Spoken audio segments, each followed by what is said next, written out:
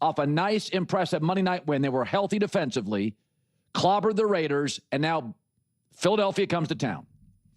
Cowboys are a 3.5-point underdog. And what's really noteworthy is that Dak Prescott, I'm not really an awards guy or a stat guy, whatever. Dak is going to become, if he throws for 160 yards, the all-time Cowboys leader, team record in yards thrown for. Now he'll surpass Tony Romo. Now, Dak did have 2 advantages over Romo. Dak, for about a 7-year stretch, had the best offensive line in the NFL. Tony Romo, for a lot of years, was running for his life. And number 2, it's more of a passing league now than when Tony Romo or Aikman played. But here's where I love Dak. Tony Romo always felt like he was ad-libbing a little more, especially late, than I'd love from my quarterback, playing out of structure. Dak feels very prepared, can play out of structure, is great in it, and much more focused.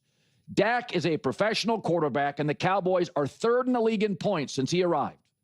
He is mature. He is prepared. It's all about football and team, and he's an unbelievable leader. I know he was a 4th-round draft pick. I understand that. He is a blue-chip 5-star leader. He's had 3 head coaches. He's had 4 offensive coordinators. Jerry's gotten a little quirkier as he's aged. He had the Zeke circus, the Dak circus, distracted Micah, and yet Dak just always shows up and wins double-digit games. Even with Brian Schottenheimer, we all had our doubts. Dallas is an elite offense. So even this week, Raiders game, why didn't CeeDee Lamb and George Pickens start? They were out at the Red Rock Casino having a few flavored cocktails and missed curfew. And it didn't matter. Dak went out and threw 4 touchdowns, 139 passer rating. Dak is the guy at the podium on Wednesday, pregame, postgame, a circus and noise all around him, plays within structure, unbelievably coachable, and as good a leader as the NFL has at his position. That's why I always say, it's why I'm so hard on the Johnny Manziels out there. That's why I'm so tough on silly Jameis Winston. Maturity, focus, no distractions. There's enough noise in Dallas. Dak never has to provide it. It's undeniable that Dak Prescott consistently serves as the mature, stabilizing presence for this Dallas Cowboys franchise. I've discussed this before, particularly following their victory over the Raiders, where the celebratory antics were so over the top. Some members of the Cowboys fan base took issue with my commentary, suggesting the players were reacting to an unrelated, tragic event. Let's be real, that doesn't explain George Pickens embracing the goalpost. It was a ridiculous display, especially considering the team was out partying in Vegas afterward. When you examine the Cowboys organization and the various chaotic elements that often surround it, Dak deserves an immense amount of credit for his leadership and steady demeanor. The prediction is that if he passes for 160 yards, he will set a new franchise record. Achieving that milestone against the Philadelphia Eagles, at home in front of his own crowd, would be a genuinely special moment for him. I simply cannot envision the Eagles' defense, as solid as it is, holding him to under 160 yards. If that were to happen, it would indicate that things are going catastrophically wrong for the Dallas offense. I am genuinely excited for this matchup. It feels like, over the past few seasons, the Eagles-Cowboys games have lacked a certain intensity and significance. There always seem to be mitigating circumstances. One team beginning to unravel, a rash of injuries, backup quarterbacks starting, or the outcome being relatively meaningless for one side because their playoff seeding was already locked in. There was always some external factor diluting the pure rivalry. Now, however, this contest feels like it carries genuine importance, and the level of competitiveness should be at its peak, especially considering the stakes for both teams. What makes it particularly intriguing is that both squads are entering this game with significant question marks, and these uncertainties complement each other perfectly. The Eagles' offense is clearly not operating at its optimum level. It just isn't functioning smoothly. Whether you attribute the struggles to the offensive line, coordinator Kevin Patullo, Jalen Hurts himself, or anyone else, the bottom line is that the unit is not performing to its potential. The running game with Saquon Barkley has been inconsistent. Now, juxtapose that with the Cowboys' defense, which has been a liability for the majority of the season. However, they are now getting healthier and have made some strategic trades. fostering a new sense of belief in that unit. This creates a fascinating dynamic. The Eagles' offense has been sputtering. If the newly configured Cowboys' defense manages to stifle them, the immediate reaction will be a frenzy of praise for Dallas. People will proclaim, "See, the Cowboys are elite. They have a great offense and now a great defense." But a more measured analysis would question that conclusion. The Eagles' offense has been wildly inconsistent. They were even blown out by the New York Giants. Is anyone arguing that the Giants possess a historically great defense? The context matters immensely. This is precisely why the game feels so unpredictable to me. The narratives that will emerge, however, are somewhat predictable in their own right, depending heavily on whether you view the result through a Cowboys-centric or Eagles-centric lens. This is what I find so compelling. Let's play out a scenario. Suppose the Eagles' offense looks phenomenal. They hang 35 points and secure a convincing victory, say 35-21. The immediate argument from many will be, the Eagles' offense is back. They've figured it out. But then we must ask the follow-up question. Is the Cowboys' defense actually any good? This forces us into a convoluted conversation where we recall that the Chicago Bears and Denver Broncos also moved the ball effectively against this Dallas defense. The counter-argument will be that the current Cowboys defense is healthier and has new personnel, making it technically superior to the unit that played those earlier games. The analysis quickly becomes messy and inconclusive. Therefore, for me, this game boils down to a simple, fundamental question. What is the actual quality of play we are witnessing? How does this Dallas Cowboys offense perform against this Philadelphia Eagles defense? Conversely, how does this Philadelphia Eagles offense fare against this Dallas Cowboys defense?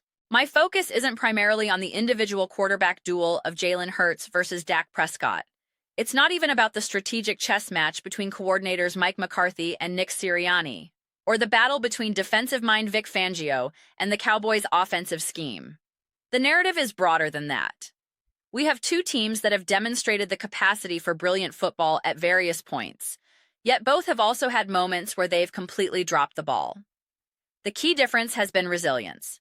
The Eagles have found ways to grind out victories even when their offense isn't firing on all cylinders, whereas the Cowboys, when not at their best, have been convincingly beaten, as we saw against the Broncos and Bears. The Eagles' record is objectively superior, reflecting this disparity. This contest feels like a classic, old-fashioned Dallas Cowboys versus Philadelphia Eagles grudge match. Nothing more, nothing less. I'm not interested in constructing grand narratives about Mike McCarthy's job security or revisiting the Jason Garrett era. I don't want the story to be solely about whether Dak Prescott can finally deliver in a crucial NFC East matchup. That feels like a forced and outdated talking point, especially considering the Philadelphia Eagles are the defending Super Bowl champions, with a Super Bowl MVP quarterback in Jalen Hurts. To me, that individualist narrative doesn't hold much weight. I simply see this as a good, old-fashioned Eagles versus Cowboys showdown. Let's get it on. Both teams have shown flashes of strong play. I understand that some will dispute that the Cowboys have been playing well given their record and some of their losses, but their offense has undoubtedly been productive. I also believe their defense is in a better state now than when they faced the Bears, Cardinals, and Packers earlier in the year. On the other side, I think the Eagles' defense has improved since the beginning of the season and is certainly better than the unit we saw in Week 1. However, the Eagles' offense has changed and remains an enigma. I don't have a strong conviction about which version will show up. The way these two teams complement each other is fascinating. They are like two puzzle pieces that are supposed to fit together, but one of them is slightly warped. You know they belong in the same section of the puzzle, but you can't quite get them to snap into place perfectly. That's what this matchup feels like. How will these complementary strengths and weaknesses actually interact? The narratives fit. The offensive and defensive matchups fit. The historical rivalry fits. But will the actual on-field product deliver a coherent picture? I am excited for this game, and I do think it will be a memorable moment for Dak Prescott to break the franchise passing record. To achieve that feat against the Philadelphia Eagles, a division rival at home, is poetic. If I had to guess, facing the Eagles at home is probably his favorite scenario, the game he wants to win more than any other. For him to become the Dallas Cowboys' all-time passing leader in that specific context would be a tremendous personal accomplishment, and obviously, he will be desperate to pair that individual milestone with a crucial team victory. We will have to wait and see how it unfolds. I will be creating additional content focused on the Eagles' perspective for this game as well, but I specifically wanted to examine this matchup through the lens of Dak Prescott and the Dallas Cowboys. We were robbed of a meaningful Eagles-Cowboys game last season, and even the Week 1 matchup this year was a strange, standalone affair affected by external factors like weather delays. It's hard to draw any firm conclusions from a season opener. This feels like the first truly complete Eagles-Cowboys game in quite some time. The 2023 encounter didn't carry much weight as the Eagles were faltering down the stretch. In 2022, one of the games featured a backup quarterback, and the Eagles may have already had their playoff position secured. Going back further, you have Jalen Hurts as a rookie, or the Carson Wentz era. This current game, however, has all the ingredients. The Cowboys are trying to prove their worth as legitimate contenders, while the Eagles are attempting to sustain their status as the team to beat in the division. They've already played a tough, weird, and difficult-to-analyze game in Week 1. Both teams have significant questions surrounding them. It's a classic division rivalry with the Eagles on the road and the Cowboys at home. It's incredibly exciting. I love everything about it. But those are just my thoughts. I would absolutely love to hear yours. What is your perspective on the Philadelphia Eagles taking on the Dallas Cowboys? With Jalen Hurts and Dak Prescott leading their teams, I'm curious, what do you believe the prevailing narratives for this game will be? And more importantly, what do you think the narrative should be? What is the real story and conversation we should be having heading into this showdown? Is it about Dak Prescott's legacy against the Eagles? Is it about Jalen Hurts versus Dak? Let me know your opinions in the comment section below. I read every single comment, so whether you find yourself in agreement with me or you think I'm completely off base, let me know. We can get into some lively discussions. We can engage in some spirited debates. But ultimately, let's remember to have some fun with it all. Please do consider subscribing. We are building an amazing community here, and I would absolutely love to have you as a part of it.